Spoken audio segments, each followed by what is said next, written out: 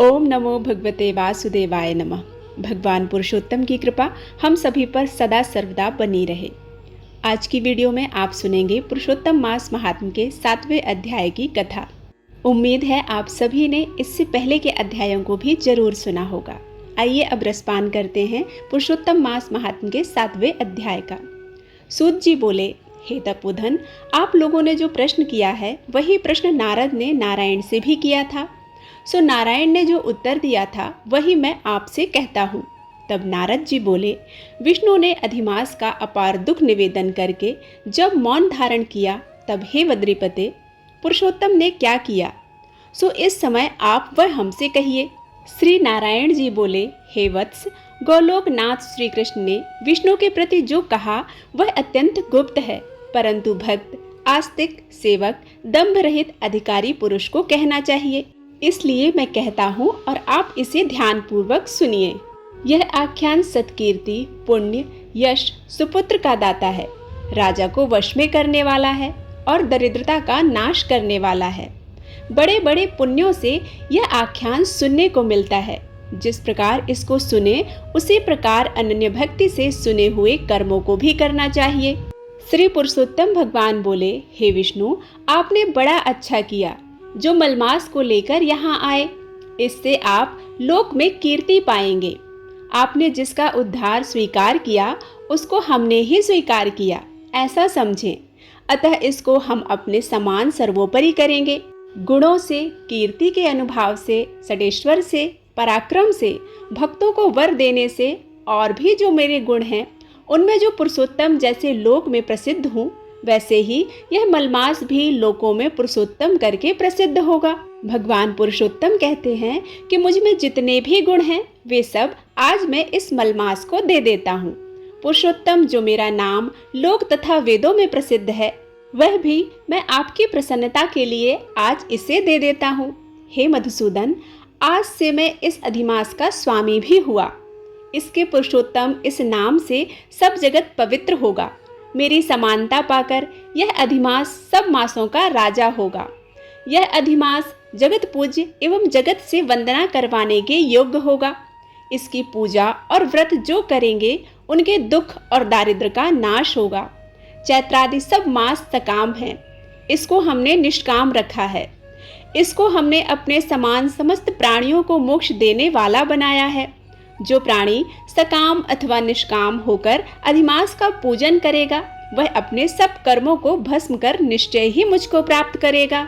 जिस परम पद को प्राप्त करने के लिए बड़े भाग्य वाले यति ब्रह्मचारी लोग तप करते हैं और महात्मा लोग निराहार व्रत करते हैं एवं दृढ़ व्रत लोग फल पत्ता वायु भक्षण कर रहते हैं और काम क्रोध रहित जितेंद्रिय रहते हैं, वे और वर्षा काल में मैदान में रहने वाले, जाड़े में शीत गर्मी में धूप सहन करने वाले मेरे पद के लिए प्रयत्न करते रहते हैं।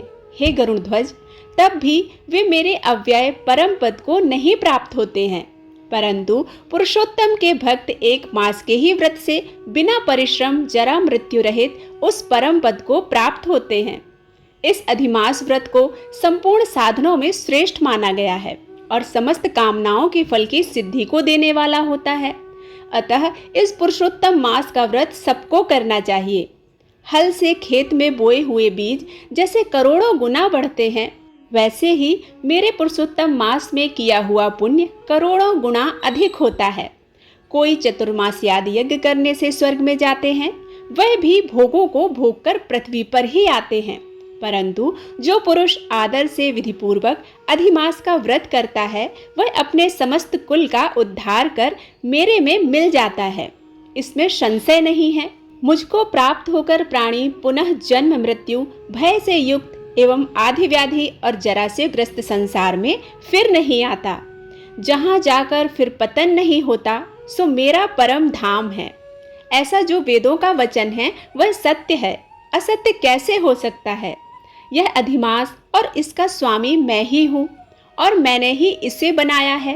और पुरुषोत्तम यह जो मेरा नाम है सो मैंने ही इसे दिया है। इसलिए इसके भक्तों की मुझे दिन रात चिंता बनी रहती है। उसके भक्तों की मनोकामनाओं को मुझे ही पूर्ण करना पड़ता है। कभी कभी मेरे भक्तों का अपराध भी गणना में आ जाता है, परंतु पुरुषोत्तम मास के भक्तों का अपराध मैं कभी नहीं गिनता। हे विष्णु, मेरी आराधना से मेरे भक्तों की आराधना करना मुझे प्रिय है। हे विष्णु, मेरे भक्तों की कामना पूर्ण करने में मुझे कभी कभी देर भी हो जाती है, किंतु मेरे मास के जो भक्त हैं उनकी कामना पूर्ण करने में मुझे कभी भी विलंब नहीं होता।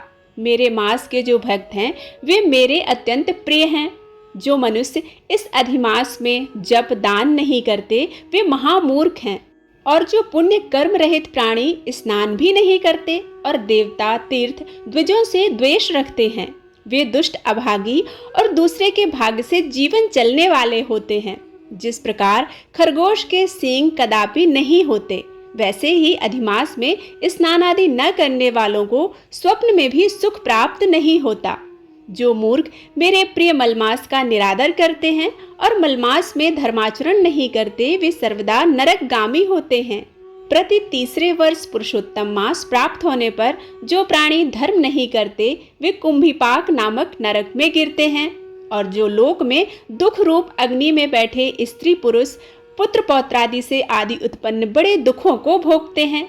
जिन प्राणियों को यह मेरा पुण्यतम पुरुषोत्तम मास अज्ञान से व्यतीत हो जाए, वे प्राणी कैसे सुखों को भोग सकते हैं।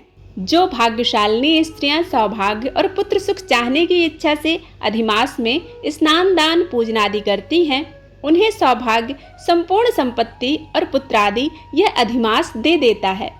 जिनका यह मेरे नाम वाला पुरुषोत्तम मास दानादि से रहित बीत जाता है, उनके अनुकूल मैं भी नहीं रहता और न उन्हें पति सुख प्राप्त होता है। भाई पुत्र धनों का सुख तो उन्हें स्वप्न में भी दुर्लभ है। अतः विशेष करके सब प्राणियों को अधिमास में स्नान पूजा तप आदि विशेष करके शक्ति के अनुसार दान अवश्य करना चाहिए। जो मनुष्य इस पुरुषोत्तम मास में भक्ति पूर्वक मेरा पूजन करते हैं, वे धन पुत्र और अनेकों सुखों को भोगकर पुनः गौलोक के वासी होते हैं। मेरी आज्ञा से सब जन मेरे अधिमास का पूजन करेंगे। मैंने सब मासों में उत्तम मास इसे ही बनाया है, इसलिए अधिमास की चिंता त्याग कर हे रमापते, आप इस अतुलनीय पुरुषोत्तम मास को साथ लेकर अपने बैकुंठ में जाइए।